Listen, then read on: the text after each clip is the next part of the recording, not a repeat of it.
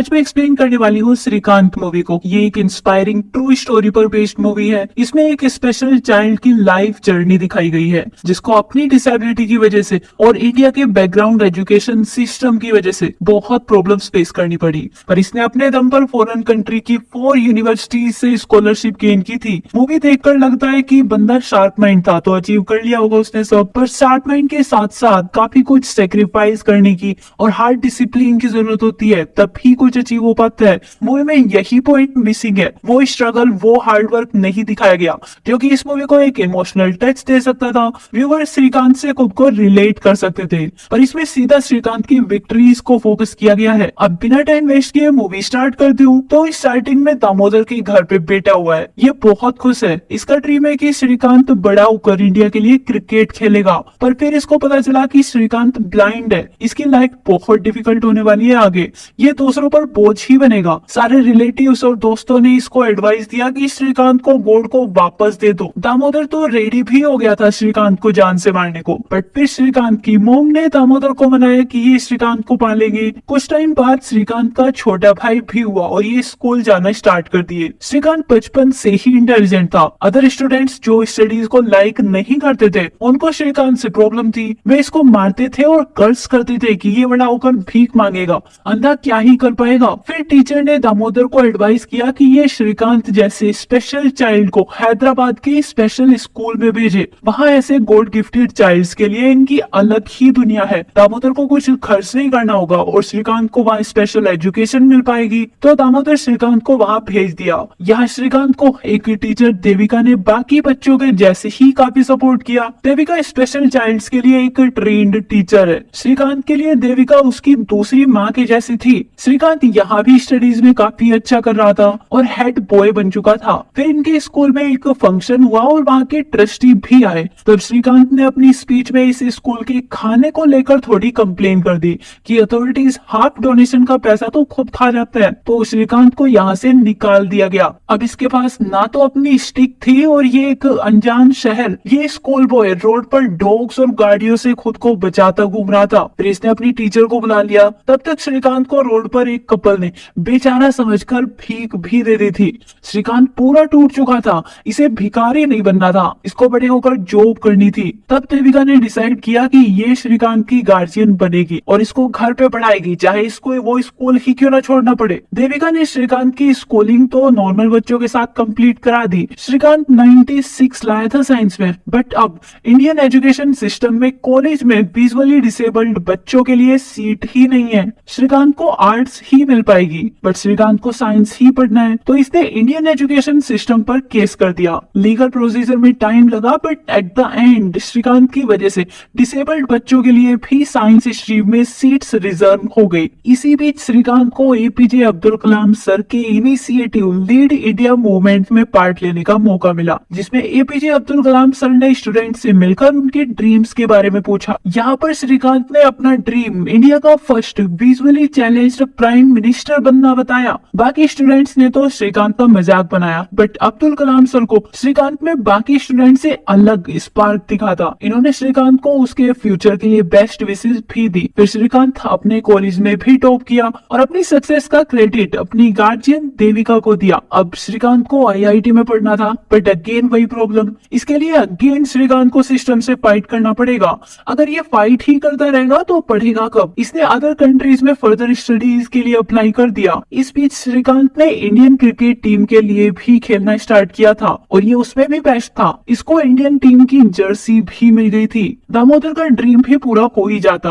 But फिर इसकी ability की वजह से 4 अदर कंट्रीज की यूनिवर्सिटी से स्कॉलरशिप ऑफर हो गई। श्रीकांत फ्री में अब्रॉड जाकर स्टडी कर सकता था, तो इसने क्रिकेट को परस्यू नहीं किया, बल्कि सब कुछ छोड़कर एमआईटी में एडमिशन लेने चला गया। बट एयरपोर्ट पर एक और प्रॉब्लम, एयरलाइंस वाले श्रीकांत को विजुअली डिसेबल होने की वजह से अकेले ट्रैवल नहीं करने देंगे। श्रीकांत ने बहुत समझाने का ट्राई किया, दूसरे पैसेंजर से भी रिक्वेस्ट की कि बस फॉर्मेलिटी के लिए बोल दे कि ये इनके साथ है, बट श्रीकांत की कोई हेल्प नहीं किया। श्रीकांत यहाँ आने से पहले एयरलाइन के बारे में पूरी डिटेल लर्न करके आया था, ताकि इसको किसी चीज के लिए किसी और पे डिपेंड ना होना पड़े। तो फ्लाइट टेक ऑफ करने से पहले श्रीकांत ने सभी को अपनी वही नॉलेज दिखा दी कि इसको एयरलाइन में अपनी सीट तक जाने के लिए किसी की भी हेल्प की जरूरत जरूरत नहीं है, ये कैपेबल है। तो श्रीकांत बोस्टन आ गया। यहाँ के एजुकेशन सिस्टम और डिसेबल्ड चाइल्ड्स को देखने और उनके साथ डील करने का वे इंडियन से टोटली डिफरेंट था। श्रीकांत यहाँ पे वो सब कुछ कर पा रहा था जो कि अगर इंडिया में होता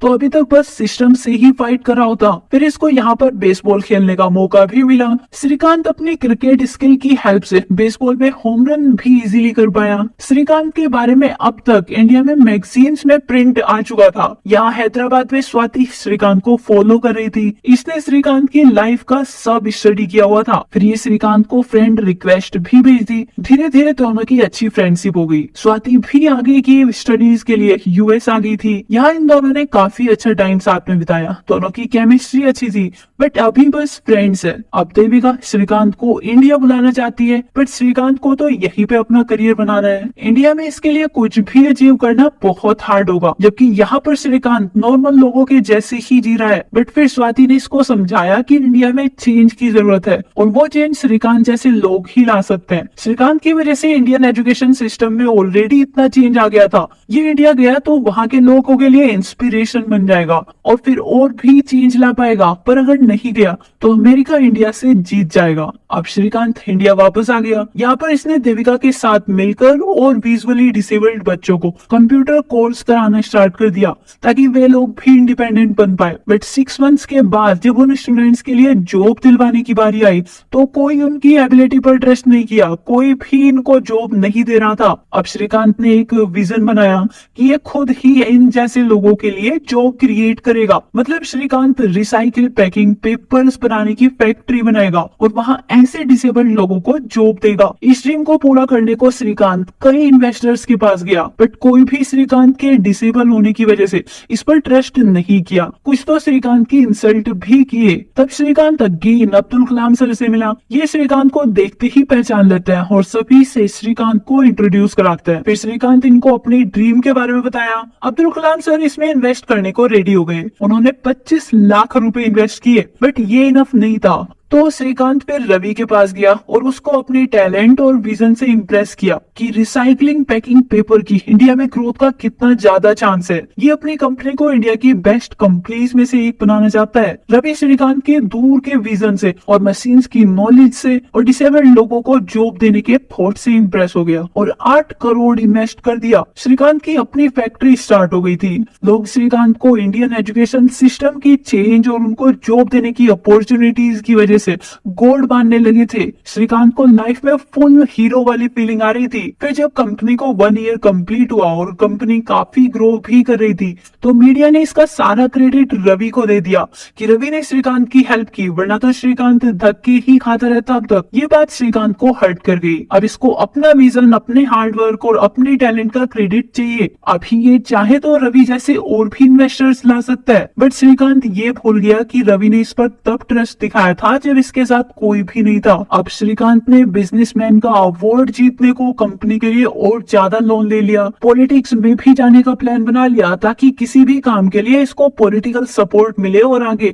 फाइट ना करनी पड़े। रेड्डी ने श्रीकांत के अंधे होने और इतने लोगों को जॉब देने के अच्छे वर्क का फायदा अपनी पार्टी को दिलाने को श्रीकांत को अपनी पार्टी में सीट ऑफर कर दी। श्रीकांत को लगा कि रेड्डी ने श्रीकांत के टैलेंट की वजह से इसे सीट ऑफर की है, पर कहीं ना कहीं श्रीकांत जानता था कि ये अपनी डिसेबिलिटी का फायदा लेकर शॉर्टकट से ऊपर जा रहा है, ना कि हार्ड वर्क से। अब तक श्रीकांत ने अपनी ईगो के चक्कर में रवि और स्वाति को भी हर्ट कर दिया था। फिर देविका ने इसको समझाया कि इसने तो श्रीकांत को कभी अंधा नहीं समझा था, पर रेड्डी ने श्रीकांत को अंधा जरूर बना दिया है। ये वो पहले वाला श्रीकांत नहीं है जो काम मांगता था, ना कि कोई शॉर्टकट। तो श्रीकांत ने रेड्डी की पार्टी को छोड़ दिया और फिर रवि से माफी भी मांग ली। फिर इन दोनों ने मिलकर अपनी कंपनी को बहुत ज्यादा ग्रो किया, जिसकी वजह से 2016 में फाइनली श्रीकांत को बिजनेस के लिए अवार्ड मिला, बट स्पेशल कैटेगरी में। श्रीकांत का ड्रीम था ये अवार्ड, बट अभी इसको शॉर्टकट नहीं चाहिए। इसने अवार्ड वापस कर दिया और इसको भी नॉर्मल लोगों जैसे ट्रीट करने को बोला। अवार्ड जब बेस्ट बिजनेस के लिए मिलेगा ये तब लेगा।